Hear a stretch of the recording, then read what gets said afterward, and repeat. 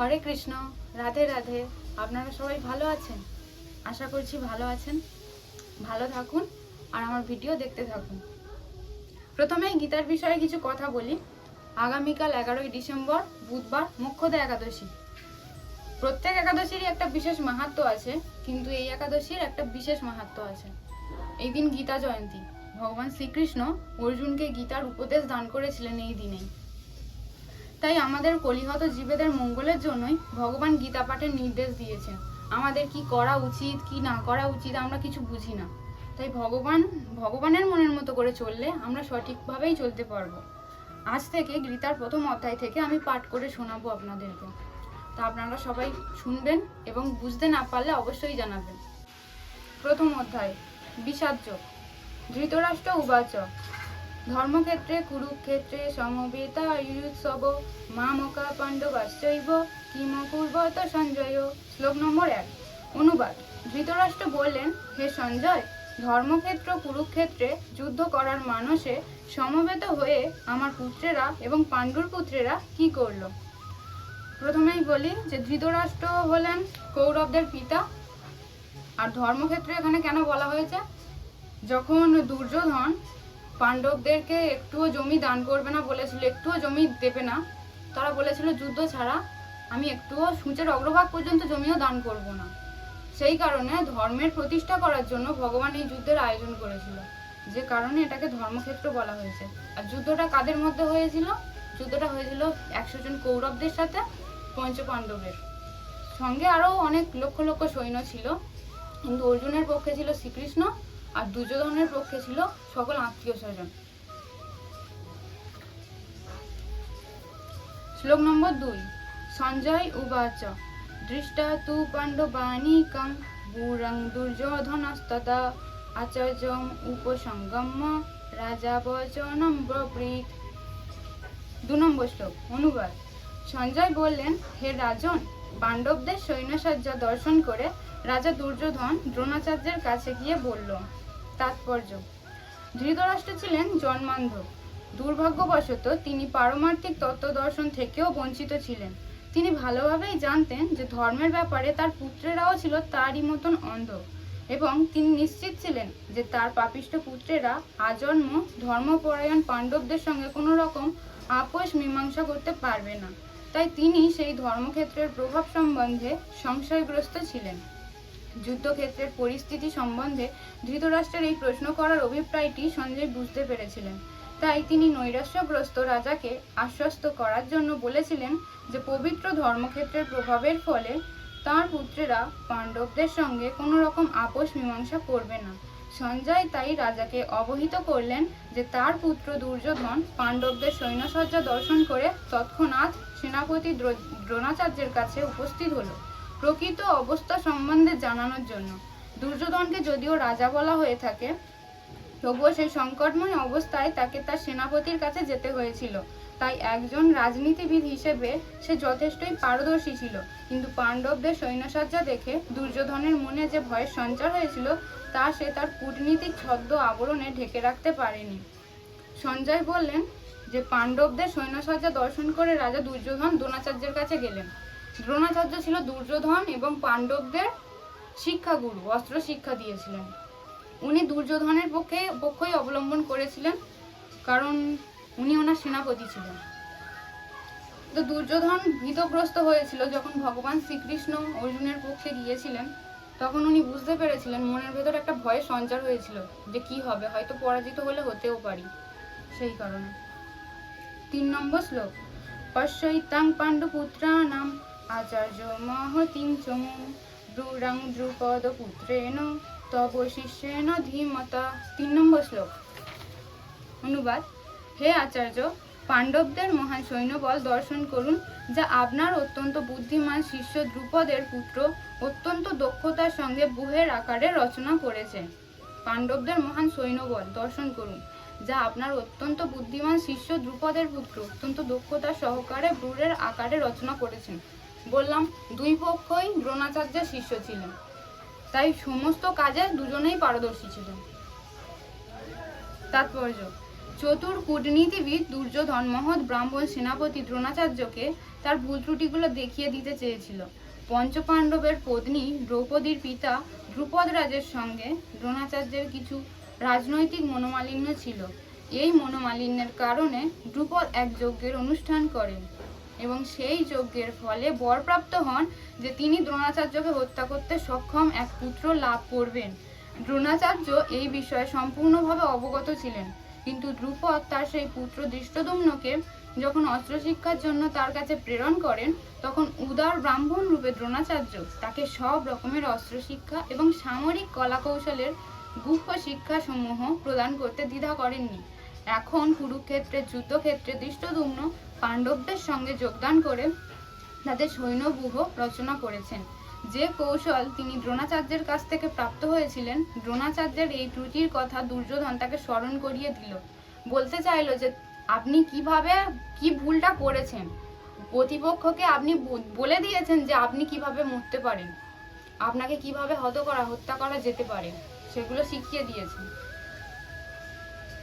তাহলে সেটা মনে করিয়ে দিল যাতে তিনি সতর্কতার সঙ্গে আপোষহীনভাবে যুদ্ধ করেন। এর মাধ্যমে সে এটিও মনে করিয়ে দিল যে তিনি তার প্রিয় শিষ্য পাণ্ডবদের বিরুদ্ধে যুদ্ধ করতে যেন কোনো রকম কোমলতা প্রদর্শন না করেন। বিশেষত অর্জুন ছিলেন তার সবচেয়ে প্রিয় ও মেধাবী ছাত্র। অর্জুন যেহেতু তার প্রিয় ছাত্র ছিল, তাই অর্জুনের প্রতি কোনো রকম স্নেহ পরবশ না হয়ে যেন যুদ্ধটা করে, সেটাই বলতে এসেছিল দুর্যোধন। যদি দুর্যোধন আরো সতর্ক করে দিয়েছিলেন যে এই ধরনের কোমলতার ফলে যুদ্ধে অবধারিতভাবে পরাজয় হবে। যদি সে কোমল ভাব নিয়ে যুদ্ধ করে তাহলে তাদের পরাজয় অবশ্যই হবে। শ্লোক নম্বর 4। অত্র সুরা মহেশ্বাসা ভীম অর্জুন সমাযুধি যুযুধান বিরাটশ্চ দ্রুপদশ্চ মহারথ। 4 নম্বর শ্লোক। অনুবাদ। এই সমস্ত সেনাদের মধ্যে ভীম ও অর্জুনের সমকক্ষ অনেক বীর ধনুধারী রয়েছেন এবং যুযুধান, বিরাট ও দ্রুপদের মতো মহাযোদ্ধাও রয়েছেন। তাৎপর্য: যদিও সামরিক কলাকৌশলে দ্রোণাচার্যের অমিল শক্তির সম্মুখে ধৃষ্টদ্যুম্ন ছিলেন এক অতি নগণ্য প্রতিবন্ধক, কিন্তু আরও অনেকেই ছিলেন যারা ভয়ের কারণ ছিল। দুর্যোধন তাদের দূরতিক্রম প্রতিবন্ধক বলে উল্লেখ করেছে, কারণ তারা সকলেই ছিলেন ভীম ও অর্জুনের মতো ভয়ঙ্কর। ভীম ও অর্জুনের শক্তির কথা দুর্যোধন ভালোভাবেই জানত, তাই সে অন্যান্য মহারথীদেরও ভীম ও অর্জুনের সঙ্গে তুলনা করেছে।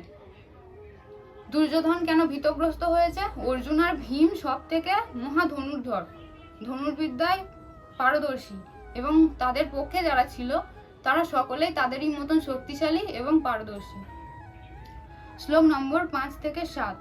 দৃষ্টকেতুশ্চ কীতান কাশীরাজশ্চ বীর্যবান পুরুজিৎ কুন্তিভোজশ্চ শৈবশ্চ নরপুঙ্গব যুযুমনুশ্চ বিক্রান্ত উত্তমৌজাশ্চ বীর্যবান সুভদ্র দ্রৌপদেয়াশ্চ সর্ব এব মহারথা অস্মাকং তু বিশিষ্টা যেতান্নিবোধিযোত্তম নায়কা মম সৈন্যস্য সংগর্থং ব্রবীমিতে। 5, 6 এবং 7। অনুবাদ। সেখানে ধৃষ্টকেতু, চেকিতান, কাশীরাজ, পুরুজিৎ, কুন্তিভোজ ও শৈবের মতো অত্যন্ত বীর বলবান যোদ্ধারাও রয়েছেন। সেখানে রয়েছেন অত্যন্ত বলবান যুধামন্যু, প্রবল পরাক্রমশালী উত্তমৌজা, সুভদ্রার পুত্র এবং দ্রৌপদীর পুত্রগণ। এইসব যোদ্ধারা সকলেই মহারথী। হে দ্বিজোত্তম, আমাদের পক্ষে যে সমস্ত বিশিষ্ট সেনাপতিগণ সামরিক শক্তি পরিচালনার জন্য রয়েছেন, আপনার অবগতির জন্য আমি তাদের সম্বন্ধে বলছি। এখানে যুদ্ধে কারা কারা আছে তাদের নাম উল্লেখ করেছেন। শ্লোক নম্বর 8। ভবানো ভীষ্মশ্চ কর্ণশ্চ বিপশ্চ সমিতিঞ্জয় অশ্বত্থামা বিকর্ণশ্চ সৌমদত্তিস্তথৈব চ। 8 নম্বর শ্লোক। অনুবাদ। সেখানে রয়েছেন আপনার মতো ব্যক্তিত্ব ভীষ্ম, কর্ণ, কৃপাচার্য, অশ্বত্থামা, বিকর্ণ ও সোমদত্তের পুত্র ভূরিশ্রবা, যারা সর্বদা যুদ্ধে বিজয়ী হতে থাকেন। শ্লোক নম্বর 9। অন্যেচ বহবসুরা মদর্থে তক্তজীবিতা নানা শস্ত্র প্রহরণা সর্বে যুদ্ধ বিশারদা। 9 নম্বর শ্লোক। অনুবাদ। আরো বহু বীর রয়েছেন যারা আমার জন্য তাদের জীবন ত্যাগ করতে প্রস্তুত। তারা সকলেই নানা প্রকার অস্ত্রশস্ত্রে সুসজ্জিত এবং তারা সকলেই সামরিক বিজ্ঞানে অভিজ্ঞ। দুটো দলই যুদ্ধের জন্য প্রস্তুত, যুদ্ধের জন্য সব দিক থেকে বিক্রমশালী। শ্লোক নম্বর 10। অপর্যাপ্তং তদস্মাকং বলং ভীষ্মাভিরক্ষিতং পর্যাপ্তং তিদমেতেষাং বলং ভীমাভিরক্ষিতং। 10 নম্বর শ্লোক। অনুবাদ। আমাদের সৈন্যবল অপরিমেয় এবং আমরা পিতামহ ভীষ্মের দ্বারা পূর্ণরূপে সুরক্ষিত। অপরপক্ষে ভীমের দ্বারা সতর্কভাবে সুরক্ষিত পাণ্ডবদের শক্তি সীমিত। দুর্যোধন যেহেতু ভয় পাচ্ছিলেন, তাই জন্য নিজের মনে জোর দেওয়ার জন্য উনি বলতে চাইছিলেন যে আমাদের অর্জুনের ক্ষমতা, অর্জুনের পাণ্ডবদের শক্তি সীমিত আর আমাদের শক্তি অপরিসীম। আমরা কারোর আন্ডারে আছি? ভীষ্মদেবের আন্ডারে আছি, তাই আমাদের জয় নিশ্চিত। শ্লোক নম্বর 11। অয়নেষু চ সর্বেষু যথা ভাগম অবস্থিতা ভীষ্মেবাভিরক্ষন্তু ভবন্তু সর্ব এবহি। 11 নম্বর শ্লোক। অনুবাদ। এখন আপনারা সকলে সেনাব্যূহের প্রবেশ পথে নিজ নিজ কৌশলগত অবস্থানে স্থিত হয়ে পিতামহ ভীষ্মকে সর্বতোভাবে সহায়তা প্রদান করুন।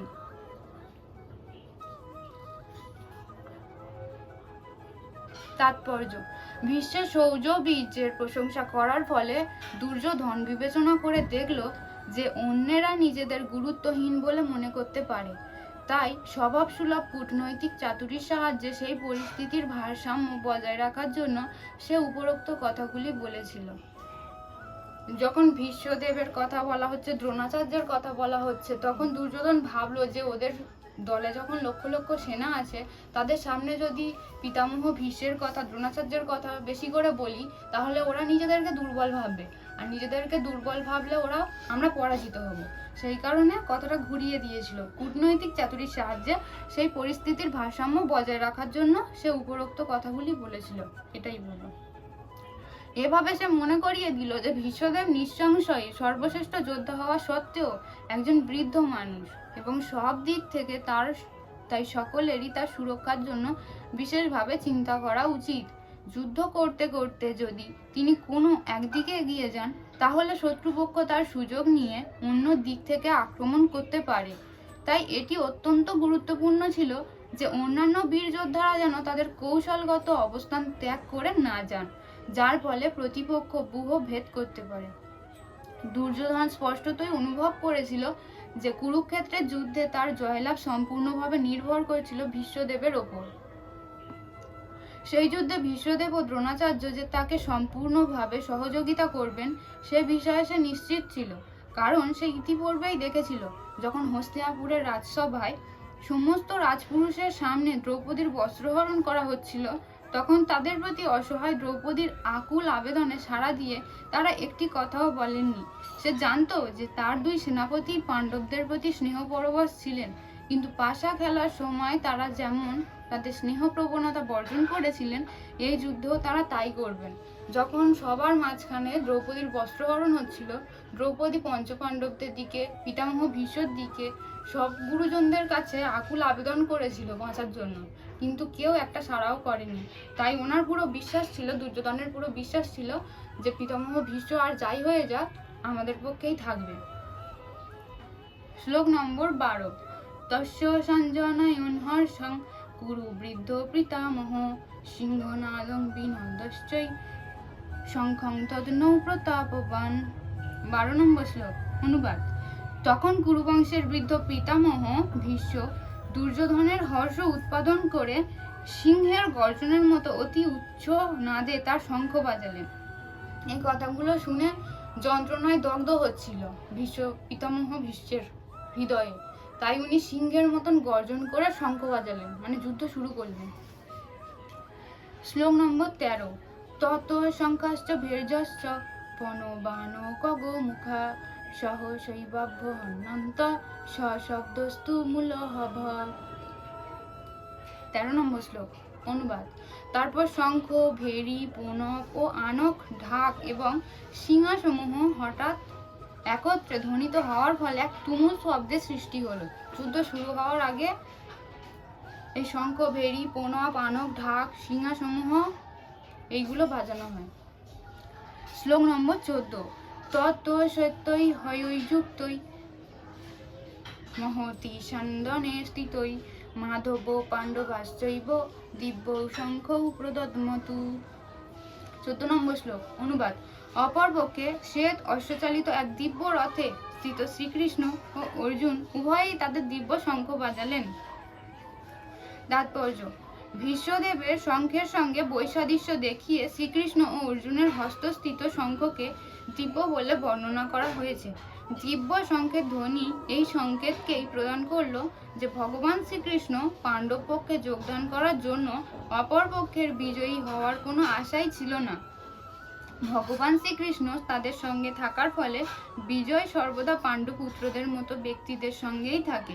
ভগবান যেখানে যেখানে থাকেন, সৌভাগ্যলক্ষ্মীও সেখানেই অবস্থান করেন, কারণ সৌভাগ্যলক্ষ্মী সর্বদাই তার পতির অনুগামিনী। তাই বিষ্ণু বা শ্রীকৃষ্ণের দিব্য শঙ্খধ্বনির মাধ্যমে ইঙ্গিত করা হয়েছিল যে অর্জুনের জন্য বিজয় ও সৌভাগ্য প্রতীক্ষা করছে। তাছাড়া যে রথে দুই সখা উপবিষ্ট ছিলেন তা অগ্নিদেব অর্জুনকে দান করেছিলেন, এবং এটি এই ইঙ্গিতটি বহন করছিল যে এই রথ ত্রিভুবনের সর্বত্র বিজয় লাভে সমর্থ। রথটা কে দিয়েছিল? অর্জুন যে রথে চড়ে যুদ্ধ করতে গিয়েছিল সেই রথ স্বয়ং অগ্নিদেব দিয়েছিলেন। শ্লোক নম্বর 15।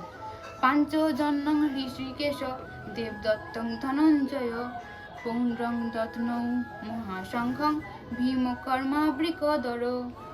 15 নম্বর শ্লোক। অনুবাদ। শ্রীকৃষ্ণ তার পাঞ্চজন্য নামক শঙ্খ বাজালেন, অর্জুন বাজালেন তার দেবদত্ত নামক শঙ্খ, এবং ভীমকর্মা ও অতিভোজী ভীমসেন বাজালেন পৌণ্ড্র নামক তার বিশাল শঙ্খ। যে যার শঙ্খের আলাদা আলাদা নাম বলে দিয়েছে। শ্রীকৃষ্ণের শঙ্খের নাম পাঞ্চজন্য শঙ্খ, অর্জুনের শঙ্খের নাম দেবদত্ত শঙ্খ,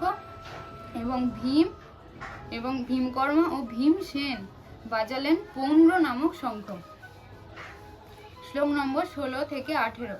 অনন্ত বিজয়ং রাজা কুন্তিপুত্র যুধিষ্ঠির নকুল সহদেবশ্চ সুঘোষ মণিপুষ্পকৌ কাশ্যশ্চ পরমেশ্বরশ্চ শিখণ্ডী চ মহারথ দৃষ্টদ্যুম্ন বিরাটশ্চ সাত্যকীশ্চ পরাজিত দ্রুপদ দ্রৌপদেয়াশ্চ সর্বশ পৃথিবীপতে সৌভদ্রশ্চ মহাবাহু সংখ্যান তদ্ম পৃথক পৃথক। 16 থেকে 18 নম্বর শ্লোক। অনুবাদ। কুন্তিপুত্র মহারাজ যুধিষ্ঠিরের শঙ্খের নাম কি? অনন্ত বিজয় শঙ্খ, এবং নকুল ও সহদেব বাজালেন সুঘোষ ও মণিপুষ্পক নামক শঙ্খ। হে মহারাজ, তখন মহান ধনুর্ধর কাশীরাজ, প্রবল যোদ্ধা শিখণ্ডী, ধৃষ্টদ্যুম্ন, বিরাট, অপরাজেয় সাত্যকী, দ্রুপদ, দ্রৌপদীর পুত্রগণ, সুভদ্রার মহাবলবান পুত্র এবং অন্য সকলে তাদের নিজ নিজ শঙ্খ পৃথক পৃথকভাবে বাজালেন। সবার আলাদা আলাদা শঙ্খ ছিল এবং তারা সবাই পৃথক পৃথকভাবে শঙ্খ বাজালেন। শ্লোক নম্বর 19। স্বঘোষ ধার্তরাষ্ট্রাণাং হৃদয়ানি বদরয়ৎ নভশ্চ পৃথিবীং চৈব তুমুলহভ্যনুনাদয়ন। 19 নম্বর শ্লোক। অনুবাদ। বিভিন্ন শঙ্খনিনাদের সেই শব্দ ছিল প্রচণ্ড, তা আকাশ ও পৃথিবীকে প্রকম্পিত করে ধৃতরাষ্ট্রের পুত্রদের হৃদয় বিদীর্ণ করেছিল।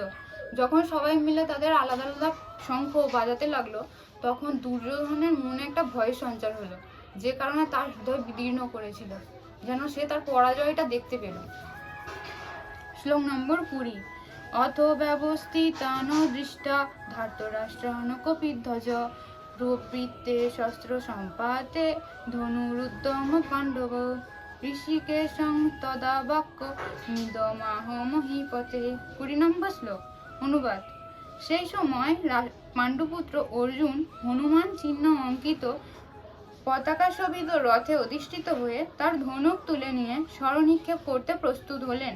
হে মহারাজ, ধৃতরাষ্ট্রের পুত্রদের সমর সজ্জায় বিন্যস্ত দেখে অর্জুন তখন শ্রীকৃষ্ণকে এই কথাগুলি বললেন।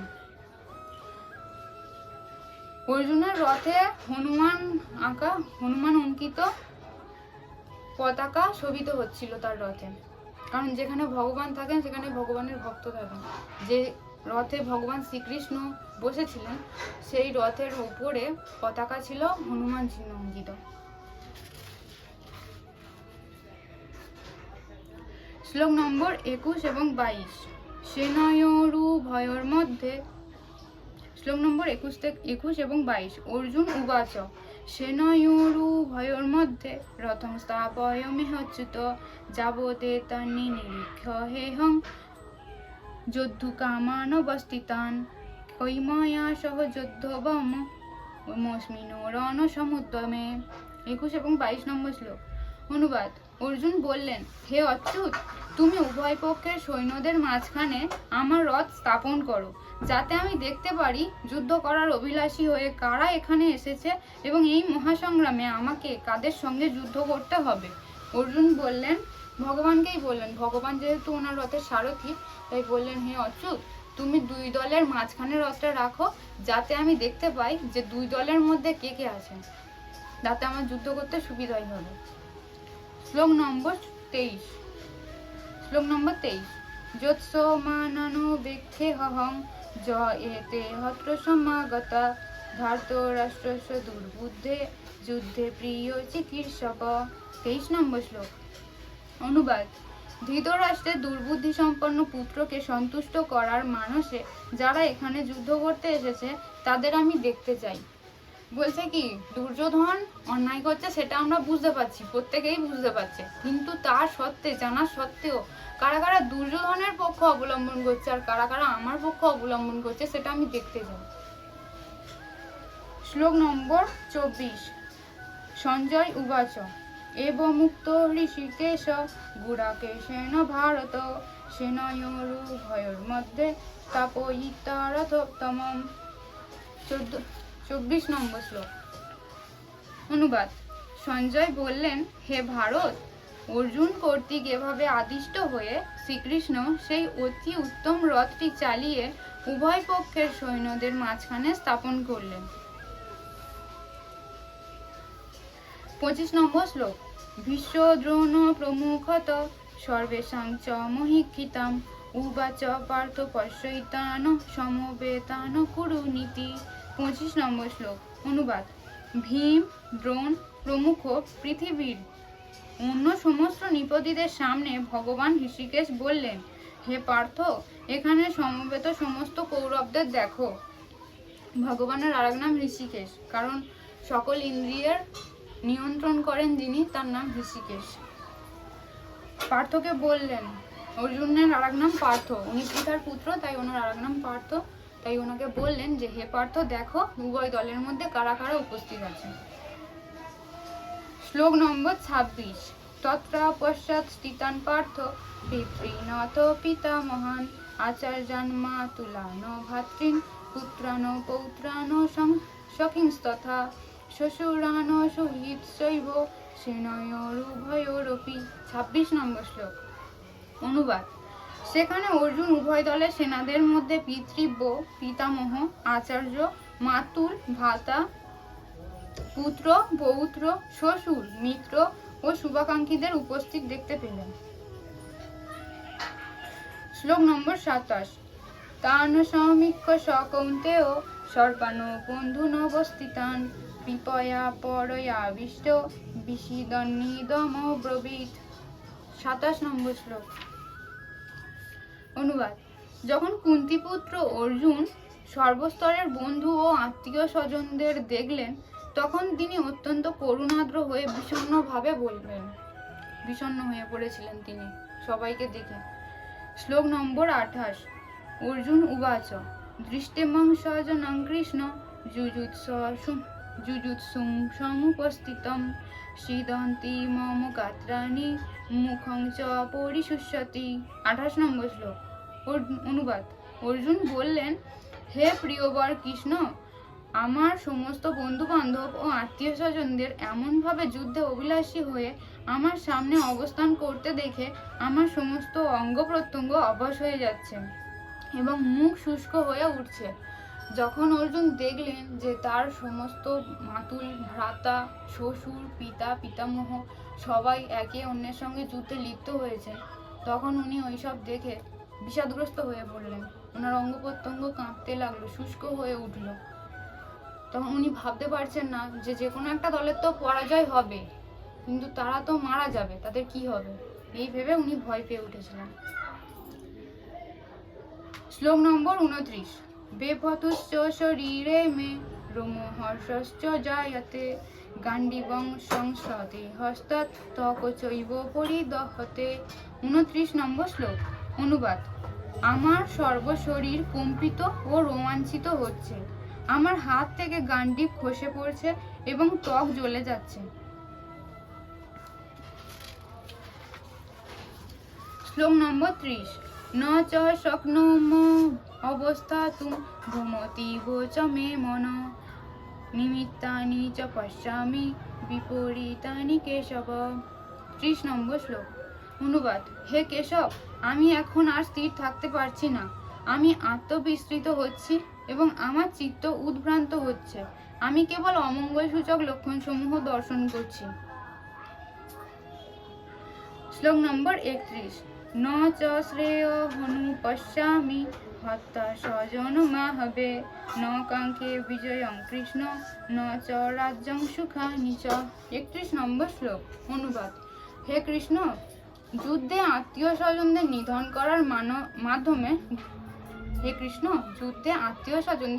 করার মাধ্যমে কিভাবে মঙ্গল হতে পারে, আমি তা দেখতে পারছি না। আমি কোনো যুদ্ধ জয়, রাজ্য এবং সুখভোগ কামনা করি না। যখন অর্জুন দেখল যে সব আত্মীয় স্বজনদের বধ করতে হবে তবেই আমি রাজ্য পাবো, তার থেকে মনে হয় আমি যুদ্ধ না করাই ভালো, এই সিদ্ধান্ত নেব। কারণ যুদ্ধ জয়ে জয়ী হওয়ার কোনো দরকার নেই, সুখভোগ আমি কামনা করি না, আত্মীয় স্বজনদের বধ করে সুখ কোথায়, এটাই বলছেন। শ্লোক নম্বর 32 থেকে 35। কিং ন রাজ্যেন গোবিন্দ কিং ভগৈ জীবিতেন বা যে সামর্থ্যে কাঙ্ক্ষিতং নো রাজ্যং ভোগা সুখানি চ। ত ইমেহ অবস্থিতা যুদ্ধে প্রাণং ত্যক্তা ধনানি চ আচার্যা পিতর পুত্রা ততৈব চ পিতামহা মাতুলা শ্বশুরা পৌত্রা শালা সম্বন্ধিনস্ততা এতান্ন হন্তুমিচ্ছামি জ্ঞাতহপি মধুসূদন। 32, 33 এবং 34 নম্বর শ্লোক। 35 নম্বর শ্লোক। অপি ত্রৈলোক্য রাজ্যস্য হেত কিন্নু মহীকৃতে নিহত ধার্তরাষ্ট্রাণ কা প্রীতি সৎ জনার্দন। অনুবাদ: হে গোবিন্দ, যাদের জন্য রাজ্য ও সুখভোগের কামনা, তারা সকলেই যখন দেখছি এই রণক্ষেত্রে আজ উপস্থিত, তখন আমাদের রাজ্যের কি প্রয়োজন, সুখভোগ বা জীবন ধারণেই বা কি প্রয়োজন। হে মধুসূদন, যখন আচার্য, পিতৃব্য, পুত্র, পিতামহ, মাতুল, শ্বশুর, পৌত্র, শ্যালক ও আত্মীয় স্বজন সকলেই প্রাণ ও ধন আদির আশায় পরিত্যাগ করে আমার সামনে যুদ্ধে উপস্থিত হয়েছেন, তখন আমি তাদের হত্যা করতে কেন চাইব?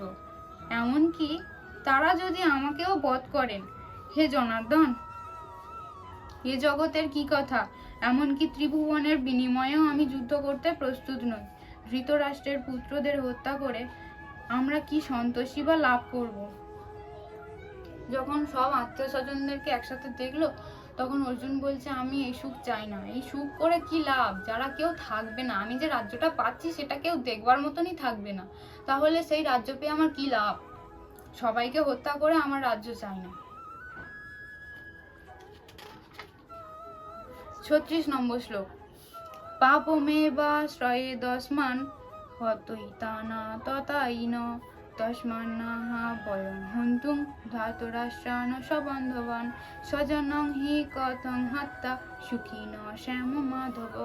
36 নম্বর শ্লোক। অনুবাদ: এই ধরনের আততায়ীদের বধ করলে মহা পাপ আমাদের আচ্ছন্ন করবে, তাই বন্ধু বান্ধব ধৃতরাষ্ট্রের পুত্রদের সংহার করা আমাদের পক্ষে অবশ্যই উচিত হবে না। হে মাধব, আত্মীয় স্বজনদের হত্যা করে আমাদের কি লাভ হবে, আর তার ফলে আমরা কেমন করেই বা সুখী হব? এই তাৎপর্যটা পড়ছি। তাৎপর্য: বেদের অনুশাসন অনুযায়ী আততায়ী 6 প্রকার। 1. যে বিষ দান করে। 2. যে ঘরে আগুন লাগায়। 3. যে মারাত্মক অস্ত্রের দ্বারা আক্রমণ করে। 4. যে ধন সম্পদ লুণ্ঠন করে, আর 5 যে অন্যের জমি দখল করে, এবং 6 যে ধর্মপত্নীকে হরণ করে। এই ধরনের আততায়ীদের অবিলম্বে হত্যা করা উচিত, এবং এদের হত্যা করলে কোনো রকম পাপ হয় না। এই যে 6 প্রকার আততায়ীদের কথা বললাম, এই 6 প্রকার আততায়ীদের যদি কেউ দেখে হত্যা করে তাতে কোনো পাপ হয় না, কারণ এদের হত্যা করাই উচিত। এই ধরনের আততায়ীদের বিনাশ করাটা সাধারণ মানুষের পক্ষে স্বাভাবিক, কিন্তু অর্জুন একজন সাধারণ মানুষ ছিলেন না। তার চরিত্র ছিল সাধুসুলভ, তাই তিনি তাদের সঙ্গে সাধুসুলভ ব্যবহার করতেই চেয়েছিলেন। কিন্তু এই ধরনের সাধুসুলভ ব্যবহার ক্ষত্রিয়দের জন্য নয়। যেমন 4টি বর্ণে ভগবান বিভক্ত করে দিয়েছে: ব্রাহ্মণ, ক্ষত্রিয়, বৈশ্য এবং শূদ্র। সবার ধর্ম আলাদা আলাদা। ব্রাহ্মণ শিক্ষাদান করবেন, ক্ষত্রিয়রা যুদ্ধ করবেন, যেমন আমাদের দেশে এখন আর্মিরা আছে, আমাদেরকে সমস্ত বিপদ আপদ থেকে উদ্ধার করে রাখছেন। পুলিশরাও ক্ষত্রিয়ের কাজ করছে। আর বৈশ্য যারা ব্যবসা করেন আর গাভী পালন করেন। আর শূদ্র হচ্ছে এই 3 প্রকার জাতিকে সেবা করা হচ্ছে শূদ্রদের প্রধান কাজ। ক্ষত্রিয়দের যুদ্ধ করাই ধর্ম। যদিও রাজ্যের দায়িত্বশীল প্রশাসকদের সাধুর মতো হওয়া প্রয়োজন, তাই বলে তাকে কাপুরুষ হওয়া চলবে না।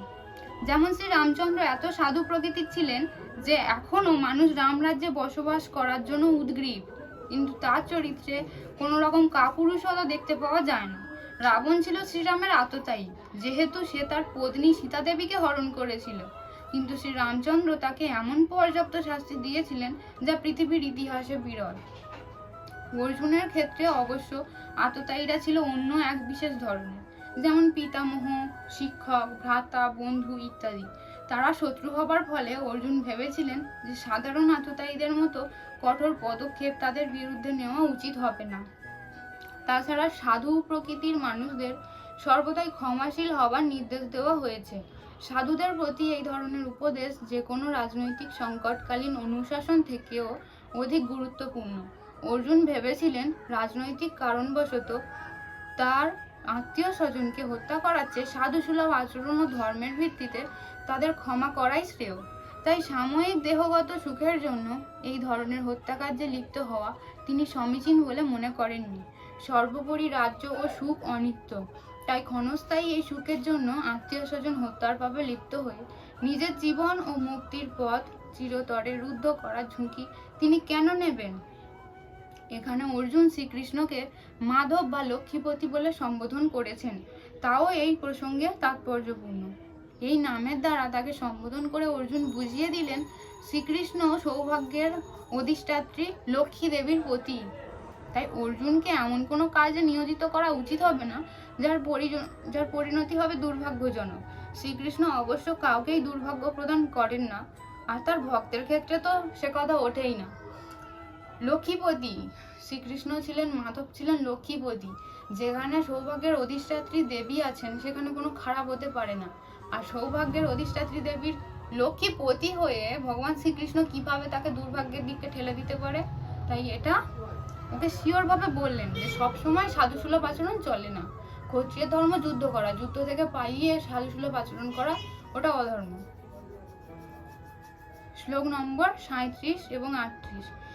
যদ্যপয়তে ন পশ্যন্তি লোভোপহত চেতস কুলক্ষয় কৃতং দোষং মিত্রদ্রোহে চ পাতকং কথং ন জ্ঞেয়মস্মাভিঃ পাপাদস্মান্নিবর্তিতুং কুলক্ষয় কৃতং দোষং প্রপশ্চাদ্ভি জনার্দন। 37 এবং 38 নম্বর শ্লোক। অনুবাদ: হে জনার্দন, যদিও এরা রাজ্যলোভের দ্বারা প্রভাবিত হয়ে কুলক্ষয়জনিত দোষ ও মিত্রদ্রোহ নিমিত্ত পাপ লক্ষ্য করছে না, কিন্তু আমরা কুলক্ষয়জনিত দোষ লক্ষ্য করেও এই পাপ কর্মে কেন প্রবৃত্ত হব?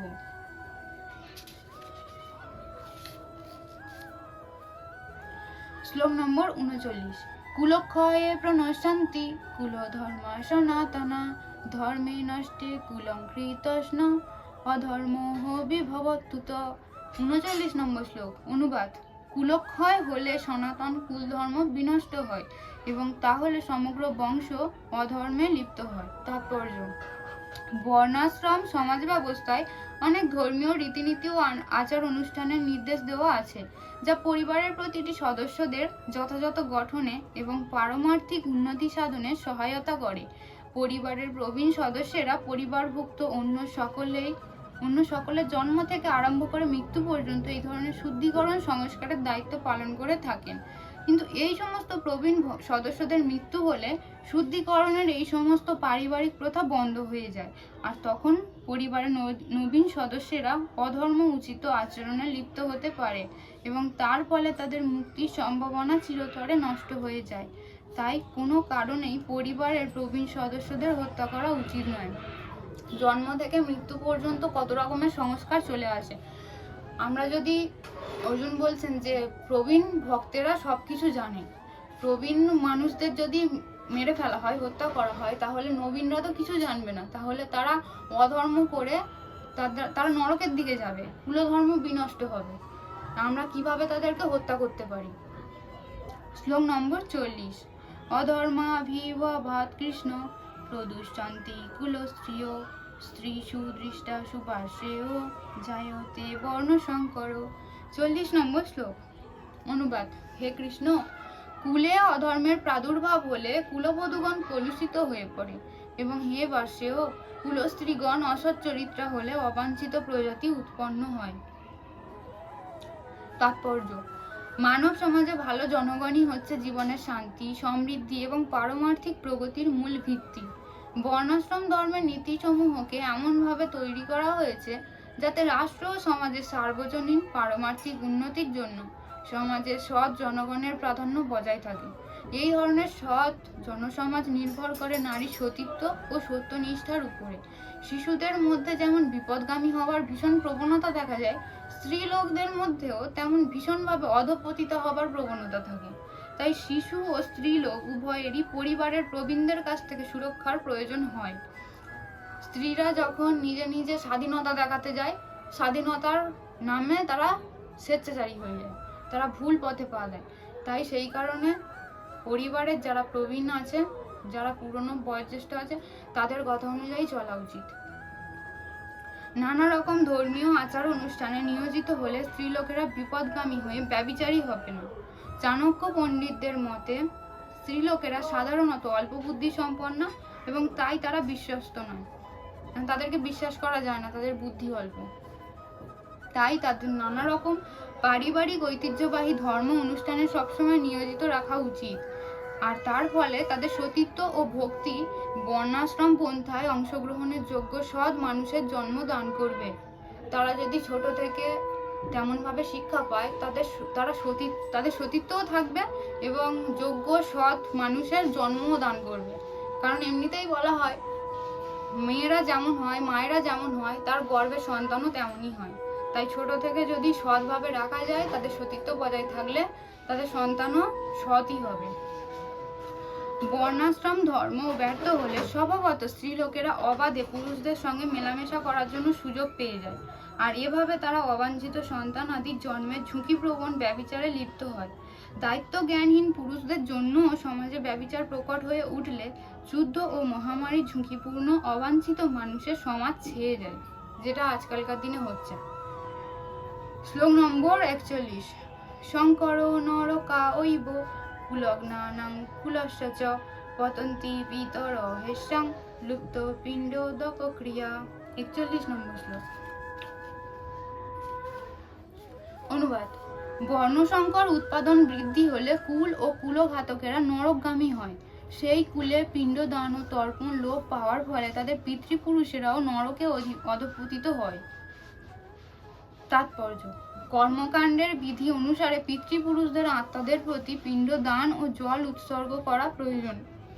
এই উৎসর্গ সম্পন্ন করা হয় বিষ্ণুকে পূজা করার মাধ্যমে, কারণ বিষ্ণুকে উৎসর্গীকৃত প্রসাদ সেবন করার ফলেই কেবল সমস্ত পাপ থেকে মুক্তি লাভ হয়।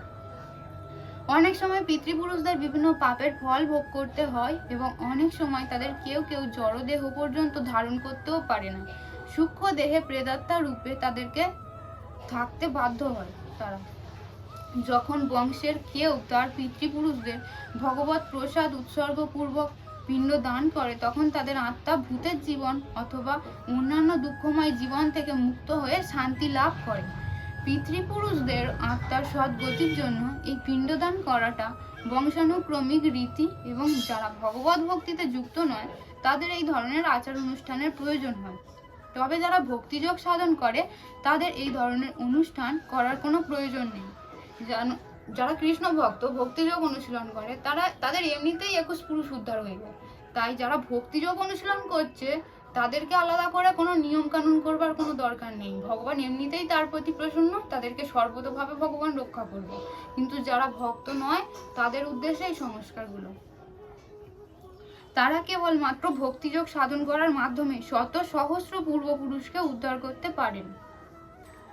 শ্রীমদ্ ভাগবতেও বলা হয়েছে, যিনি সব রকম কর্তব্য পরিত্যাগ করে মুক্তি দানকারী মুকুন্দের চরণ কমলে শরণ নিয়েছেন এবং ঐকান্তিকভাবে পন্থাটি অবলম্বন করেছেন, তার আর কোনো দেবদেবী, মুনি ঋষি, পরিবার পরিজন, মানব সমাজ বা পিতৃপুরুষের প্রতি কোনো কর্তব্য বা কোনো দায়িত্ব থাকে না।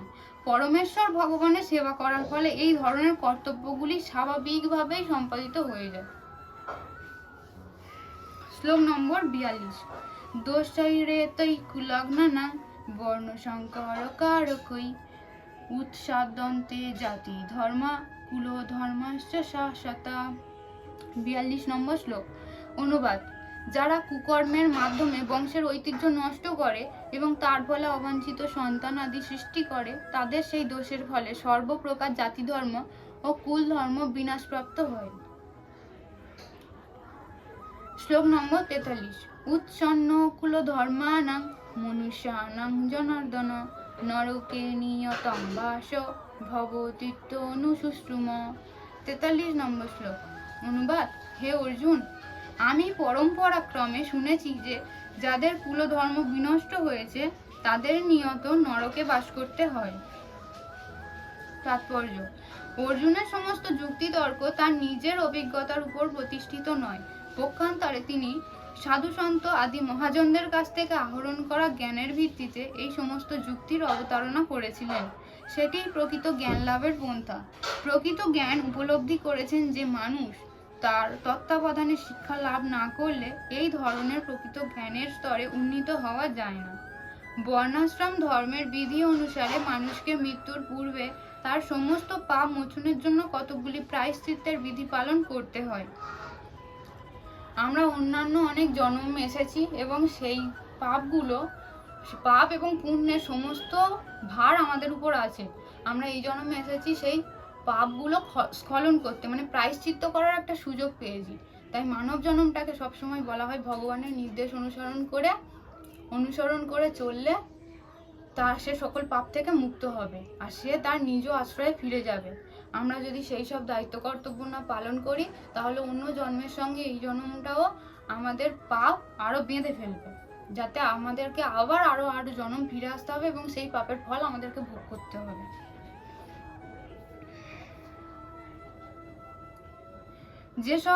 যে সব সময় পাপ কার্যে লিপ্ত থেকে জীবন অতিবাহিত করে তার জন্য এই বিধি অনুসরণ করে প্রায়শ্চিত্ত করাটা অবশ্যই কর্তব্য।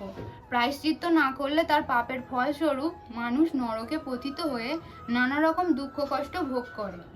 শ্লোক নম্বর 44। অহোবত মহৎ পাপং কর্তুং ব্যবসিতা বয়ম যদ্রাজ্য সুকলভেন হন্তুং স্বজনম উদ্যতা। 44 নম্বর শ্লোক। অনুবাদ: হায়, কি আশ্চর্যের বিষয়! আমরা রাজ্য সুখের লোভে স্বজনদের হত্যা করতে উদ্যত হয়ে মহা পাপ কর্মে সংকল্পবদ্ধ হয়েছি। তাৎপর্য: স্বার্থ সিদ্ধির জন্য মানুষকে ভ্রাতা, মাতা বা পিতাকে হত্যা করতে দেখা যায়। পৃথিবীর ইতিহাসে এমন অনেক নজির আছে, কিন্তু ভগবত ভক্ত অর্জুন সদা সর্বদা নৈতিক কর্তব্য ও অকর্তব্যের বিষয়ে সচেতন।